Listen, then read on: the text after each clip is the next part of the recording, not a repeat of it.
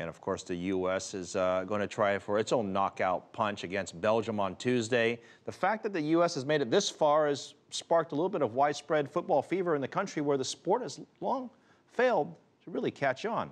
Chris Casquejo looks at the sport's growing popularity around the country.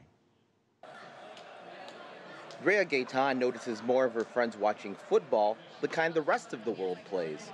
We take American football and we got our huge crowds, so take those people, show them a game of real football, and they love it, it brings in people. And the World Cup has been a big draw for sports bars all over the U.S.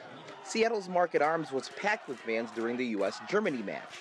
It's hard work, but we've been blessed with nice times this time, 9 a.m. starts as opposed to 5 or 6 a.m. No matter the hour, U.S. fans will be awake and primed for Tuesday's match with Belgium. Everybody come on, join the bandwagon, get on, watch America play. The reality of it is we're a great team. They play with great heart. They represent us. The World Cup match between the U.S. and Portugal on June 22nd was the most watched football game ever in the United States. 24.7 million people tuned in on English language sports channel ESPN and Spanish language network Univision. The number of American kids playing football has been growing since the U.S. hosted the World Cup in 1994. In Seattle alone, youth leagues draw 14,000 kids. The sport keeps growing in a nation whose fans prefer watching games played with bats, hoops, and a brand of football played with pads. According to FIFA, the U.S. is second in the world only to China in the total number of people playing football.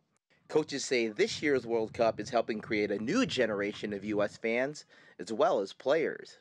Our kids are going to emulate their heroes. And instead of being in the Premier League in England or being in an Italian league, we're creating stars of our own that the kids can look up to. Make that male role models for American boys. Legions of American girls have drawn inspiration from the U.S. women's squad, which won its second World Cup in 1999 and was runner-up in 2011.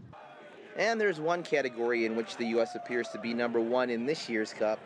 According to Facebook, check-ins from the 12 Brazilian cities hosting World Cup matches, more Americans have traveled to Brazil for the tournament than fans from any other country.